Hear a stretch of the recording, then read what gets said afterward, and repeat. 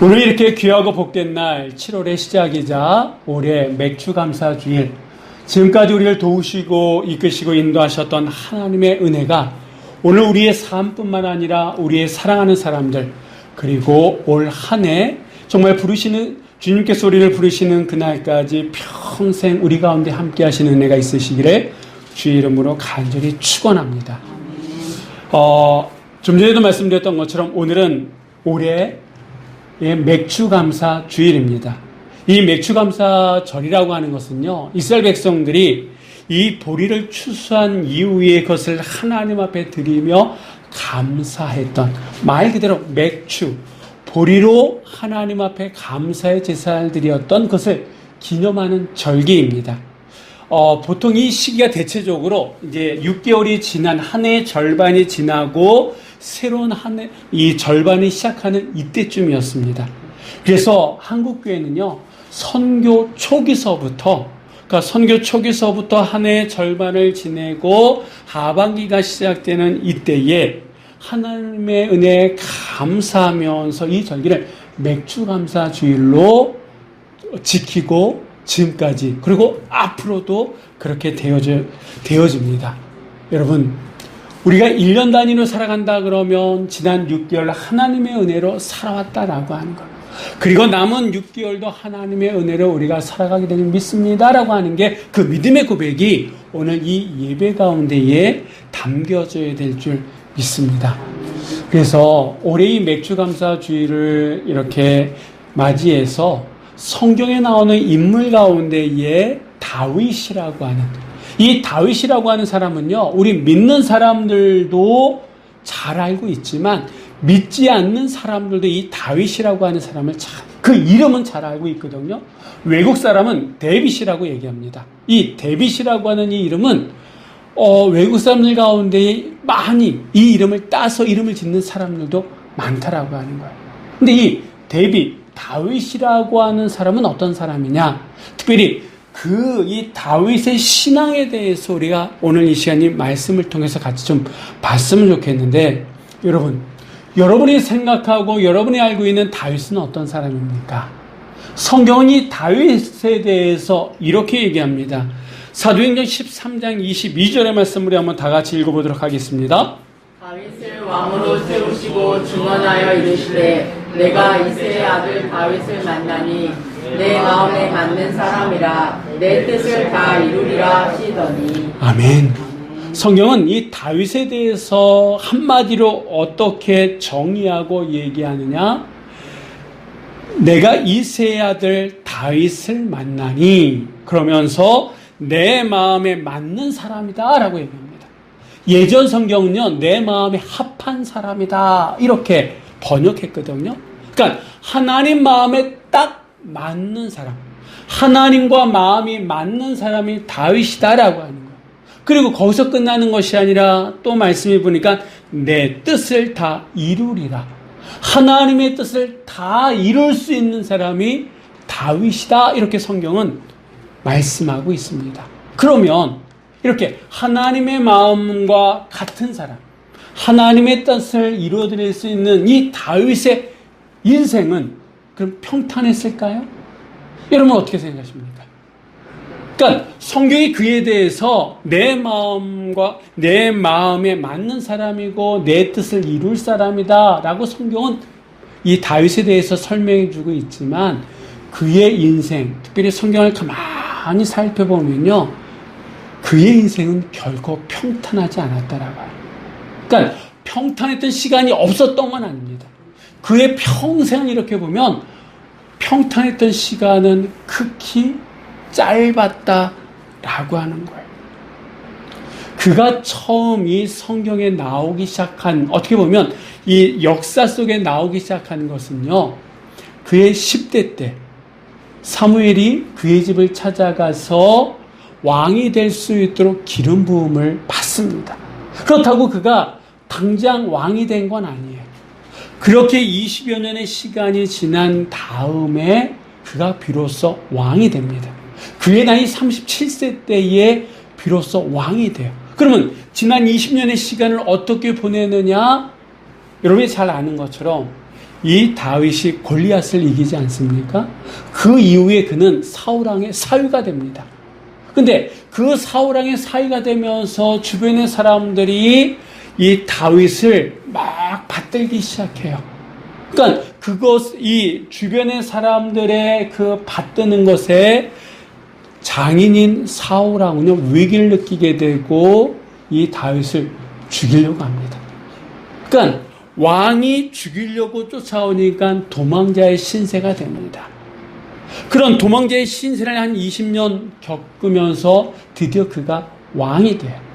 그러면 왕이 된 이후에 그의 삶이 평탄해졌느냐? 아니에요. 잠시는 정말 살만했겠습니다만 자식들이 커가면서 어떤 일이 벌어지냐 하면 아들이 아들을 죽이는 일이 나타났어요. 내 자식인데, 형제인데 죽입니다. 이것을 아버지로서 지켜봐야 되는 거예요. 그리고 또한 자식이 자기를 죽이겠다고 쫓아옵니다. 이 아버지인 다윗은 살겠다고 도망다니는 신세가 되는, 그래서 이 다윗은요, 그 생명이 살고자 도망다녔던 그런 시간들을 보내게 되고 날마다 침상을 자기 눈물로 적신다, 이렇게 그가 기록할 정도로 그의 인생은 정말 척박했고 그의 인생은 평탄치 못했다라고 하는 거예요. 그런데 이런 평탄치 못한 인생을 살아가면서도 그의 인생, 그의 삶 속에, 그의 말 가운데 떠나지 않는 단어가 하나 있습니다. 그게 뭐냐 하면 바로 감사였다라고 하는 거예요. 이 감사라고 하는 단어가 이 다윗의 평생을 떠나지 않았습니다. 여러분, 자식이 자식을 죽이는 일을 눈으로 목격해야 돼요. 그 자식이 자기를 죽이겠다라고 쫓아다니는 일들도 있었다라고 하는 거예요. 장인이 자기를, 그러니까 평생 누구에게 쫓기는 그런 인생을 살았습니다. 그러함에도 불구하고 그는 감사라고 하는 단어를 떠올렸고, 시편에 보니까 여호와께 감사하라, 여호와께 감사하라. 나만이 아니라 다른 사람에게도 감사를 권유했던 사람이 바로 이 다윗이다라고 하는 거예요. 여러분, 우리가 생각할 때는 이 다윗은요, 감사라고 하는 단어와는 거리가 멀죠.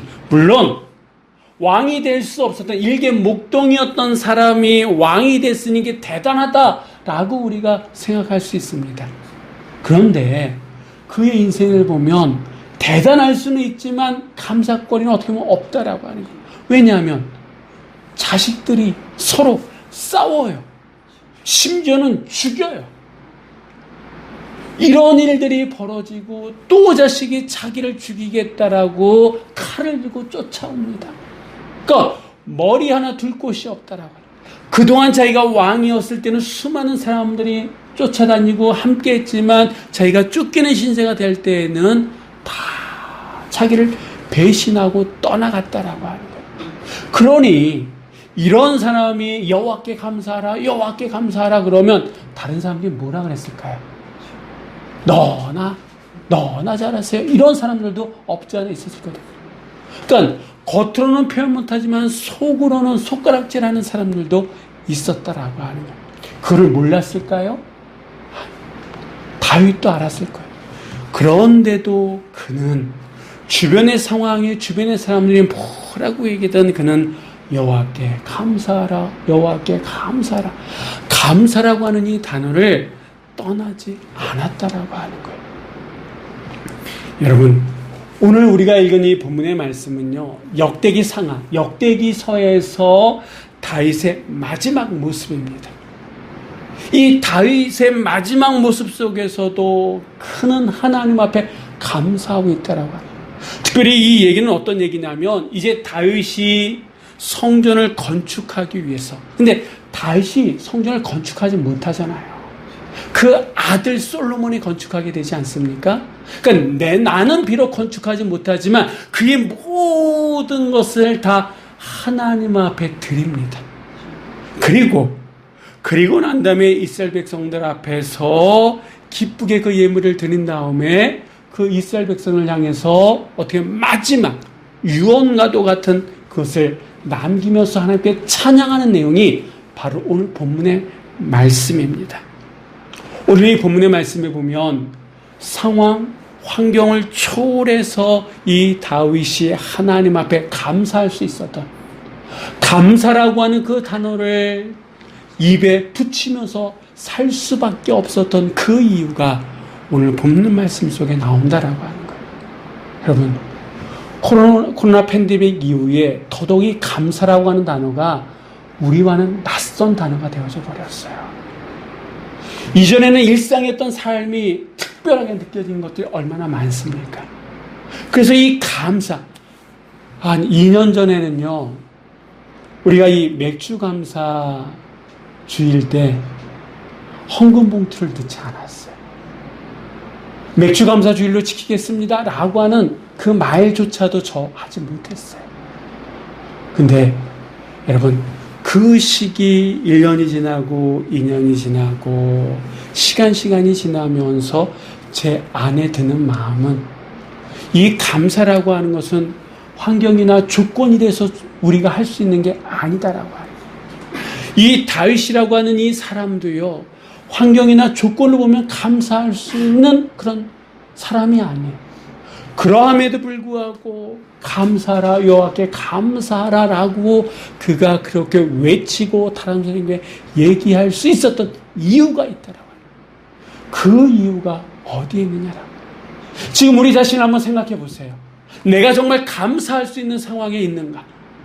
다른 사람처럼 그게 평범하게 살아가는가? 일상의 삶 속에 일상에 감사할 수 있는가라고 한다 그러면 저를 비롯해서 그 누구도 감사라고 하는 단어가 쉽지 않다라고 하는 거예요. 그러함에도 불구하고 우리가 왜 감사해야 되느냐? 그 이유가 오늘 본문 이 다윗의 고백 속에 있는데, 이 다윗의 고백이 나의 고백이 되고 우리의 고백이 되고 우리 교회의 고백이 되고 우리 이 나라 이민족의 고백이 되어지길 간절히 바랍니다. 자, 우리 한번 12절 말씀 다 같이 한번 읽어보도록 하겠습니다. 그가 주력을 말미암고 또 주는 만물의 주제가 되사 손에 권세와 능력이 있사오니 모든 사람을 크게 하심과 강하게 하심이 주의 손에 있나이다. 아멘. 이 고백을 할 때 이 다윗은요, 다시 왕의 자리에 올라 있다라고 하는 거예요. 이스라엘 왕으로서의 어떤 정치적인 권력, 재력, 부와 명예 모든 것을 그가 가지고 있다라고 해요. 이 모든 것이 다 내 것이다 라고 얘기해도 그 누구도 시비 걸 사람이 없는 그런 상황이다라고 하는 거예요. 그 정도로 그는 열심히 살았고 그 정도로 그는 최선을 다해서 살았고 그 삶의 결과가 지금까지도 유대인들은요, 다윗의 시대가 다시 자기들 안에 돌아오기를 기도하고 있다라고. 그 정도로 이 다윗은요, 대단한 업적을 남긴 사람이다라고 하는 거예요. 그런데 오늘 이 말씀에 보니까 그 모든 것이 다 누구의 것이다 라고 다윗은 고백하고 있습니다. 이 다윗은 부와 귀가 자신의 수고한 노력으로 이루어진 것임에도 불구하고 그 모든 것이 내 것이 아니라 누구의 것이다? 주께 속한 것이다 라고 그는 고백하고 있다라고 합니다. 또한 손에 권세와 능력이 있는 하나님이 자기를 크게 하시기도 하고 강하게도 하셨기 때문에 지금 내가 이곳에 서서 하나님 앞에 찬양하고 있다라고 그는 고백하고 있다라고 하는 거예요. 이처럼 이 다윗은 언제나 왕으로서 자기가 가지고 있었던 모든 것, 지금 이스라엘의 그 모든 상황이 내가 한 것이 아니라 누구의 은혜라고요? 하나님의 은혜다라고 인정하면서 고백하며 살았다라고 하는 거예요. 이런 마음, 이런 신앙의 고백이기 때문에 하나님은 다윗에게 있어서 어떤 하나님이냐? 10절 말씀에 보니까 영원부터 영원까지 송축받으실 분이다라고 하는 거예요. 12절 말씀에는 천지에 있는 모든 것이 다 주의 것입니다라고 고백하고 있다라고 하는 거예요.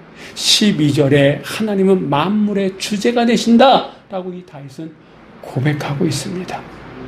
여러분, 사울왕이나 작은 큰 권력을 가지고 있던 대부분의 사람이 어느 자리에 오르면 뭘 합니까? 자기를 신격화시키잖아요. 보통 정권이 바뀌면 이전에 사람들이 했던 것들을 흔적을 지우잖아요. 그리고 이제 내가 했다고, 내가 이런 일을 했다고 막 하잖아요. 그게 보통 사람들이 가지고 있는 심리고 마음입니다. 그런데 다윗은 어떻습니까? 모든 것, 지금 내가 가지고 있는 모든 것이 누구의 것이라고요? 하나님의 것이다 라고. 하나님의 은혜가 있었기 때문에 내가 지금 누리고 있습니다 라고 그는 고백하고 있다라고. 나의 나된 것이 누구의 은혜라고요? 하나님의 은혜다 라고 그는 고백하고 있습니다. 여러분, 이렇게 인정할 수 있는 것, 이렇게 고백할 수 있는 것, 이것은 하나님에 대한 다윗의 신앙 고백이다라고. 신앙 고백일 뿐만 아니라 그의 삶의 발자취가 이랬다라고 하는 겁니다. 그는 목동인 집안의 막내 아들로 태어났어요. 왕이 될 수 없는 사람이었어요. 그런데 하나님께서 그를 왕으로 세워주셨다라고 합니다. 여러 가지 힘든 거, 어려움이 있었지만 자기의 힘으로 그 모든 것을 해결한 것이 아니라 하나님께서 은혜를 주셔가지고 그 힘든 거, 어려움을 이겨냈기 때문에 그는 하나님을 의지할 수밖에 없었고 하나님 중심의 삶을 살 수밖에 없었다라고 하는 겁니다. 여러분, 지금 우리를 한번 생각해 보세요. 지금 우리의 삶 속에 전혀 생각지도 못했던 그런 힘든가 어려움 있지 않습니까? 그런데 그것은 지금뿐만 아니라 전에도 있었다라고 하는 거예요. 지금 이 일이 정말 내가 어떻게 해결할지 몰랄 정도로 버거운 일이에요. 돈으로 해결할 수 있으면 좀 돈을 어떻게 해서 해라도 할 텐데 이거는 돈으로 해결할 수 있는 문제가 아니야. 물론 어떤 분에게는 돈으로 해결할 수 있는 그런 문제를 가지고 계신 분들도 있어요. 그런데 그 문제가 정말 전적인 하나님의 은혜가 그 가운데 임할 때에 아픈 자가 일어날 수 있더라고요. 상심된 자가 다시 일어날 수 있더라고요.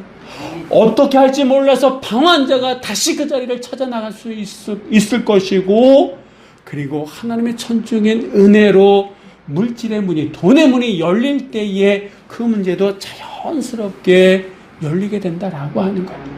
그게 우리 경험상 경험한 적들이 있잖아요. 그때 그 일을 누가 해결해 주셨습니까? 하나님께서 해결해 주셨잖아요.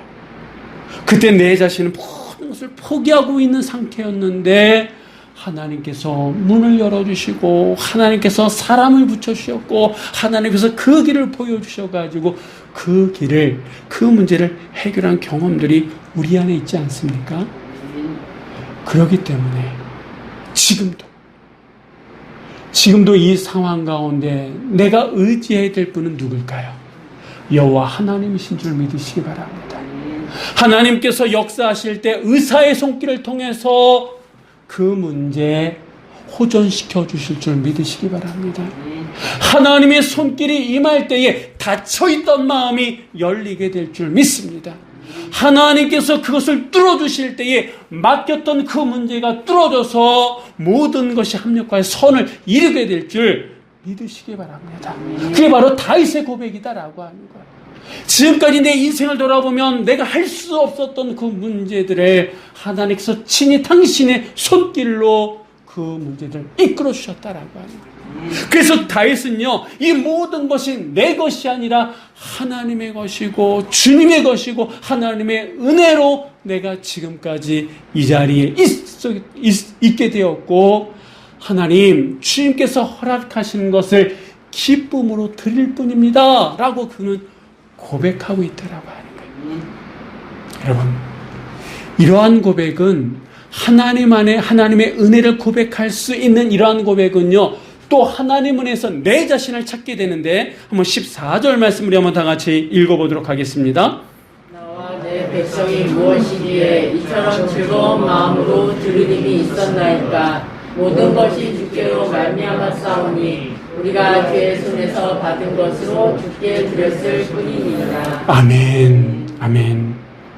내가 누리고 있는, 이 다윗이 누리고 있는 모든 것이 하나님께로부터 왔다, 그는 고백합니다. 근데 여러분, 그런 고백은 우리도 다 하잖아요. 하나님의 은혜입니다. 고백하잖아요. 그때 하나님께서 도와주셔가지고 그 일을 해결할 수 있었습니다. 그때 하나님께서 건강을 주셔가지고 내가 다시 건강을 회복할 수 있었고, 그때 하나님의 은혜의 손길이 있어가지고 우리 부모님이 다시 일어설 수 있었습니다. 이런 고백 우리 안에 있지 않습니까? 근데 시간이 지난다. 그런 고백을 하면서 살아왔는데 정작 뭔가를 하나님 앞에 드릴 때, 드려야 될 그때에 드릴 마음이 없거나, 드리면서도 아까워하는 마음이 있거나, 아니면 아유 어쩔 수 없지 뭐 라고 하는 마음으로 드린다 그러면 정말 그 모든 것이 하나님의 은혜입니다 라고 하는 게 내 속마음이고 진실된 마음이냐라고 하는 거예요. 말로는 하나님의 은혜입니다 라고 하면서 시간을 드리고 물질을 드리고 내 자신을 하나님 앞에 드려야 될 그 상황에 딱 놓이게 될 때에 아까운 마음이 들고 부담스러운 마음이 든다 그러면 이 모든 것이 누구의 것이라고 하는 거예요? 내 것이다라고 하는, 내가 그렇게 말하진 않지만 내 행동이 이건 내 거야 라고 하는 것을 내 스스로가 보여주고 있는 모습이다라고 하는 겁니다. 그런데 이 다윗은 우리가 읽은 이 말씀에 보니까 뭐라고 얘기합니까? 나와 내 백성이 무엇이기에 라고 그러면서 주께로 말미암아 싸우니, 이 모든 것이 누구로부터 온 거라고요? 주님께로부터 말미암은 거다라고 하는, 우리가 주의 손에서 받은 것으로 주께 드렸을 뿐입니다 라고 다윗은 고백하고 있다라고 하는 거예요. 여러분, 지금 내가 누구에 비해서는, 누구와 비교할 때 그렇게 그만큼 건강하지 못한다 할지라도 내가 오늘 이 자리에 이렇게 주의 전에 올라서 예배드리는 이 건강함, 누가 주신 거라고요? 하나님께서 주셨다라고 해요. 내가 오늘 이 자리에 이렇게 나올 수 있게끔 모든 환경을 조성하신 것이 누구라고요? 하나님이다. 내가 가지고 있는 거, 내가 누리는 거, 내 모든 것이 누구의 것입니까? 하나님의 것인데, 그렇게 우리가 고백하고 있음에도 불구하고 뭔가의 그 삶의 한 부분을 드리려고 할 때에 부담스럽다라고 하면 이거는 내 거다라고 하는 그런 마음이 내 안에 있다라고 하는 거예요. 여러분, 그런데 이 다윗은요, 그 모든 것, 자기 마음은 하나님의 성전을 지어드리고 싶어요. 근데 하나님께서 그것을 원하시지 않아요. 그러면 저 같으면 하나님께서 원하시지 않는다 그러면 이거 뭐 내가 뭐 먹고 즐기고 다 쓰지 뭐 라고 그런 마음이 보편적으로 있을 텐데, 이 다윗은 그렇지 않았더라고요. 하나님의 것이기 때문에 내가 지어드릴 수는 없지만 내 아들을 통해서 받기 원하시는 하나님이기 때문에 기쁨으로 드린다라고 하는 거예요. 이게 다윗. 왜 그러느냐? 이 모든 것이 누구의 것이라고요? 하나님의 것. 근데 그는 나와 내 백성이 무엇이기에 이 고백을 하고 있더라고요. 여러분, 이 고백 안에는 내가 어떻다는 존재, 비천하다라고 하는, 나는 아무것도 아니다라고 하는 그 고백이 이 말 속에 담겨져 있는 거 아니겠습니까? 누가 보더라도 이 다윗은 대단한 왕이다라고 하는 거예요. 그가 가지고 있는 권력, 그가 가지고 있는 부명예 대단하다라고 하는 거예요.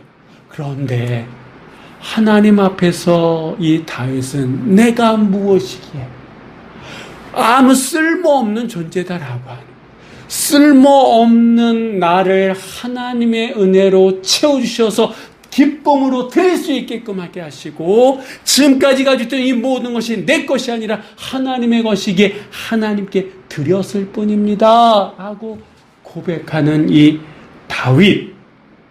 여러분, 이 다윗의 이 고백이 우리의 고백이 되어지길 간절히 바랍니다.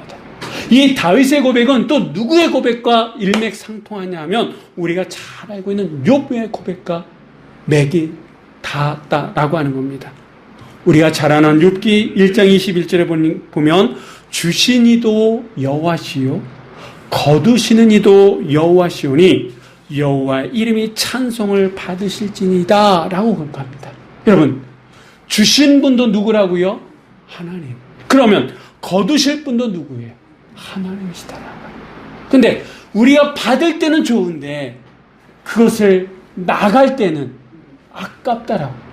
받을 때는 하나님의 것을 받았다라고 얘기하면서 이것을 넣을 때는 내 것을 넣는 듯한 그런 마음이 있으니까 마음이 힘든 거다라고 하는 거예요. 근데 다윗은요, 모든 것이 누구의 것이라고요? 하나님의 것이다 라고 고백하고 실질적으로 하나님 앞에 드리는 삶을 살았다라고 하는 겁니다. 여러분, 감사가 넘치는 삶을 살기 원하십니까? 아니, 한 걸음 더 나아가서 행복한 삶을 살기 원하십니까? 한 걸음 더 나아가서 하나님께 칭찬받고 사람에게 칭찬받는 삶을 살기 원하십니까? 그러면 하나님과의 관계 속에서 내가 누군가를 찾아야 된다라고 하는 거예요. 나는 누구냐? 내가 무엇이기에 하나님 안에서 부족한 존재다라고 하는 거예요. 연약한 존재다라고 하는 거예요. 그런 나를 예수 그리스도를 통해서 구원해 주신 그 하나님, 그리고 지금의 모든 것을 허락하신 그 하나님, 그 하나님 앞에서 하나님, 나는 무익한 종입니다. 나는 부족한 자입니다. 이 모든 것이 다 하나님의 것입니다. 주님께로 말미암았습니다라고 고백할 줄 아는 그 신앙, 그 신앙이 우리 안에 있다 그러면 다윗처럼 평탄치 못한 삶 속에서도 무슨 단어를 떠올릴 수 있다고요? 감사라고 하는, 그 감사라고 하는 단어를 떠올렸을 뿐만 아니라 여호와께 감사라고 얘기할 수도 있다라고 하는 거예요. 실질적으로 그의 삶이 감사가 이어지는 삶을 살아갈 수도 있음을 여러분 믿으시기 바랍니다.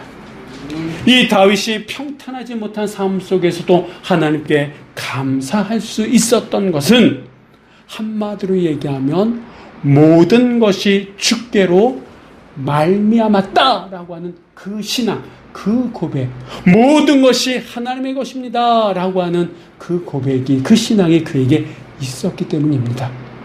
여러분, 우리도 한번 고백하겠습니다. 모든 것이 하나님의 것입니다. 하나님의 것입니다. 다시 한번, 모든 것이 하나님의 것입니다. 하나님의 것입니다. 모든 것이 주께로 말미암은 것입니다. 모든 것이 주께로 말미암은 것입니다. 아멘. 여러분, 이 믿음이 우리 안에 있을 때에 하나님께서 원하신다 그러면 우리는 기쁨으로 하나님께 드릴 수 있다라고 하는 거예요. 때로는 하나님께서 시간을 우리에게 원하실 수도 있습니다. 때로는 우리 자신을 원하실 수도 있습니다. 때로는 우리의 재능을 원하실 수도 있습니다. 때로는 우리의 물질을 원하실 수도 있다라고 하는 거예요. 하나님께서 나에게 원하시는 건 어떤 걸지 모른다라고 하는 거예요. 근데 그것을 기쁨으로 드릴 때에 그 기쁨으로 드리는 그 순간 이 모든 것은 누구의 것이라고요? 하나님의 것이다 라고 하는 그 고백이 담겨진다라고 하는 거예요. 특별히 여러분, 지금 우리에게 허락하신 그 모든 것이 하나님의 선물이다라고 하는 거예요.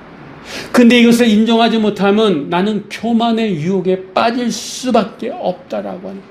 만약에 물질이다 그러면 그 물질의 노예가 되고 그 물질을 다스려야 되는데 다스리지 못하고 오히려 그 물질의 다스림을 당한다라고 하는 거예요. 예를 든다 그러면 예수님께 찾아왔던 부자 청년, 그가 근심하면서 돌아갔다는 것은 그가 단순히 부자였기 때문이 아니라 그가 물질에 빠져 있었기 때문이다라고 해요.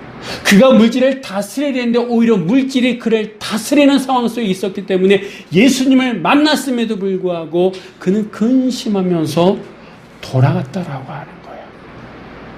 여러분, 우리가 가지고 있는 물질이 많든 적든, 시간이 많든 적든, 내가 그것에 집착하게 되면 내 것이 돼요.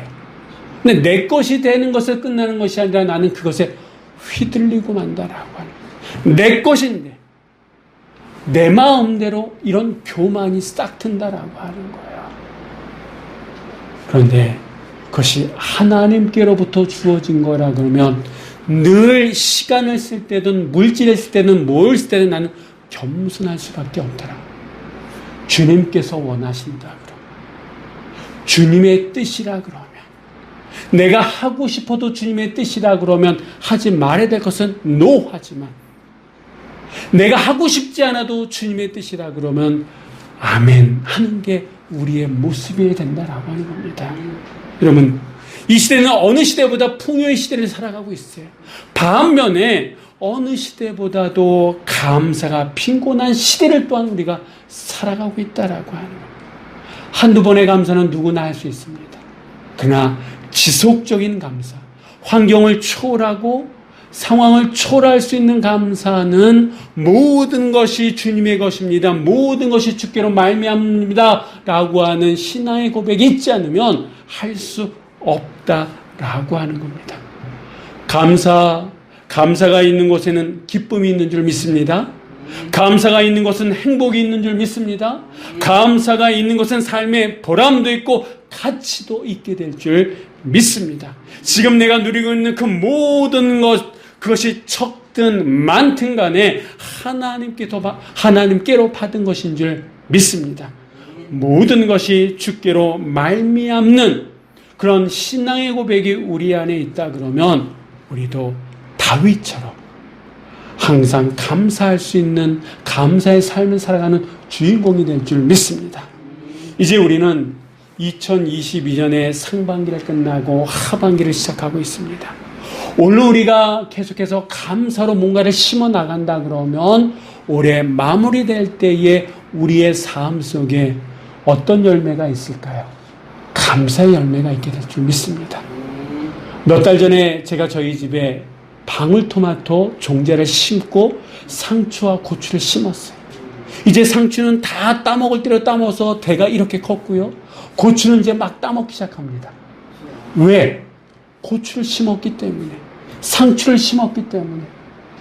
방울토마토 몇 알알이 지금 이렇게 열매를 맺고 제가 따먹고 있습니다. 왜? 방울토마토를 심었기 때문에. 이제 내가 감사의 씨를 심으면 거둘 때 뭐가 거둬들이게 될까요? 감사의 열매가 거두게 될 줄 믿습니다. 다윗처럼 그 모든 것이 하나님의 것입니다.